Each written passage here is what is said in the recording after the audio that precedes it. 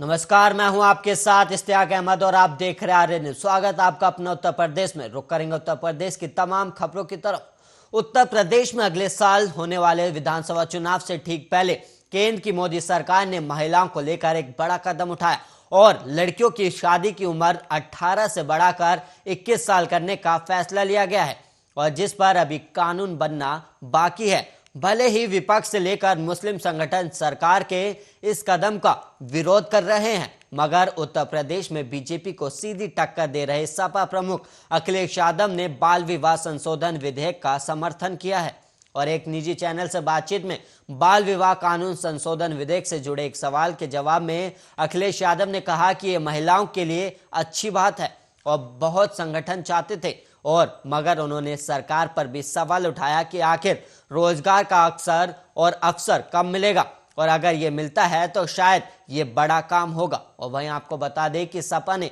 अब तक खुलकर इस प्रस्ताव का विरोध भी नहीं किया और हालांकि सपा सांसद शफीकुर रहमान बर्क ने इस प्रस्ताव का विरोध जरूर किया था, मगर उन्होंने स्पष्ट भी किया था कि ये उनका स्टैंड है, ना कि समाजवादी पार्टी का। और इससे साफ है कि समाजवादी पार्टी सरकार के इस कदम का विरोध नहीं कर रही।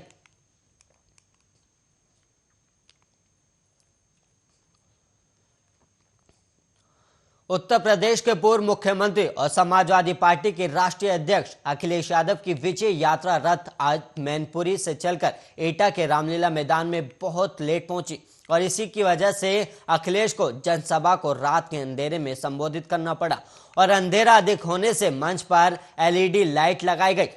और उपस्थित जनसमूह से अपने अपने मोबाइल फोन की टॉर्च जलाने की अपील भी की गई और उपस्थित भीड़ ने अपने अपने मोबाइल की टॉर्च जलाई। तब मोबाइल की रोशनी में अखिलेश यादव ने जनसभा को संबोधित किया और इस दौरान अखिलेश ने बीजेपी पर जमकर हमला किया और जन समूह से आने वाले चुनाव में बीजेपी को उखाड़ फेंकने की अपील की और पार्टी की विजय रथ यात्रा मैनपुरी से चलकर तय कार्यक्रम के अनुसार दोपहर 2 बजे एटा के रामलीला ग्राउंड में पहुंचनी थी, जिसके लिए सपा के नेता और कार्यकर्ता और रैली में आए लोग सुबह 10 बजे से ही मैदान में पहुंचना शुरू हो गए थे, लेकिन मैनपुरी से ही देर से एटा के लिए रवाना होने और फिर रास्ते में जगह जगह स्वागत होने के कारण विजय रथ यात्रा को एटा कार्यक्रम स्थल पर पहुंचते पहुंचते अंधेरा हो गया और यह अंधेरा कोहरे और कड़ाके की ठंड के चलते और ज्यादा बढ़ गया। और इस बीच मंच पर इंतजार कर रहे स्थानीय नेता कई बार भाषण दे चुके थे और मैदान में अंधेरा होने के कारण बहुत भीड़ भी सभा स्थल से जा चुकी थी और काफी इंतजार के बाद अखिलेश यादव की विजय यात्रा एटा के रामलीला मैदान में देर शाम 7 बजे के लगभग पहुंची और सभा खत्म होते होते रात के 7:45 बज गए। जब अखिलेश यादव सभा को संबोधित कर रहे थे तब मंच से अपील की गई कि अंधेरा होने के कारण भीड़ के सभी लोग अपने अपने मोबाइल फोन की टॉर्च जला लें। फिर क्या था कि उपस्थित जनसमूह से अपने अपने मोबाइल फोन की टॉर्च जलाकर रोशनी की और इस प्रकार से अखिलेश की दिन में होने वाली सभा रात में मोबाइल फोन के टॉर्च की रोशनी में संपन्न हुई।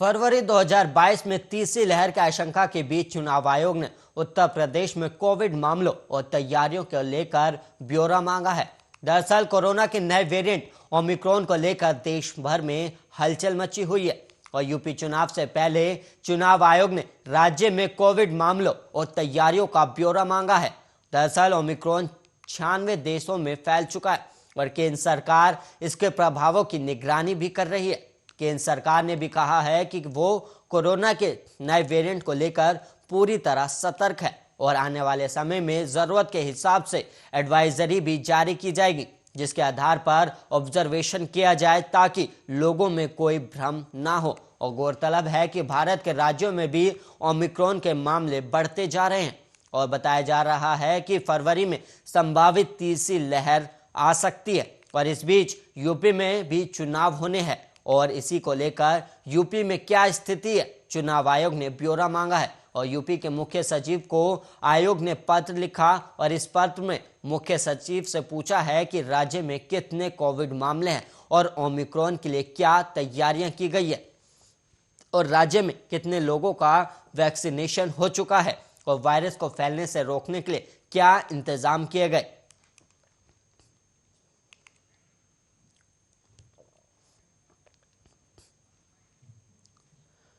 समाजवादी पार्टी के अध्यक्ष अखिलेश यादव ने मंगलवार को कहा कि उत्तर प्रदेश विधानसभा चुनाव के बाद राज्य में पार्टी की सरकार बनने पर 3 महीने के अंदर जाति आधारित जनगणना कराकर आबादी के हिसाब से सभी को हक और सम्मान दिया जाएगा। अखिलेश ने सीबीआई, आयकर विभाग और प्रवर्तन निदेशालय को बीजेपी के प्रकोष्ठ करार दिया और यह भी दावा किया कि सपा को मिल रहे जन समर्थन से घबराए बीजेपी ने उसके मुकाबले अपने 6 रथ मैदान में उतार दिए हैं, लेकिन वो सपा के रथ को टक्कर नहीं दे पा रहे हैं। और सपा के अध्यक्ष ने समाजवादी विजय रथ यात्रा के दौरान एक रैली को संबोधित करते हुए कहा, और हम और आप पर आरोप लगता है कि हम किसी का हक छीन रहे हैं, लेकिन जातीय जनगणना से सब कुछ साफ हो जाएगा। और उत्तर प्रदेश में समाजवादी पार्टी की सरकार बनने पर 3 महीने के अंदर जातीय जनगणना की जाएगी और आबादी के हिसाब से सभी को हक और सम्मान दिया जाएगा। जनता जानती है कि हमने जो भी वादे किए उन्हें पूरा किया है। अखिलेश ने अपने चाचा शिवपाल सिंह यादव की प्रगतिशील समाजवादी पार्टी से गठबंधन का जिक्र करते हुए कहा कि जैसे ही हमने उनकी पार्टी को साथ लिया तो दिल्ली से बीजेपी के आईटी प्रकोष्ठ, सीबीआई प्रकोष्ठ और ईडी प्रकोष्ठ सक्रिय हो गए, और अब जैसे जैसे चुनाव करीब आएगा और बीजेपी को हार का डर सताएगा, तब ये दिल्ली वाले उत्तर प्रदेश में और भी ज्यादा आएंगे। और अखिलेश का इशारा पिछले दिनों अपने कुछ करीबी सहयोगियों के यहां आयकर विभाग के छापों की तरफ था, और उन्होंने बीजेपी द्वारा उत्तर प्रदेश के 6 स्थानों से जन विश्वास यात्रा शुरू किए जाने पर तंज कसते हुए किया था। और जनता ने जब से सपा के रथ यात्रा को जोरदार समर्थन देना शुरू किया, तब से बीजेपी को घबराहट होने लगी, और उसी का नतीजा है कि सपा के एक रथ के मुकाबले बीजेपी के 6 रथ निकल रहे हैं। और मगर हमारा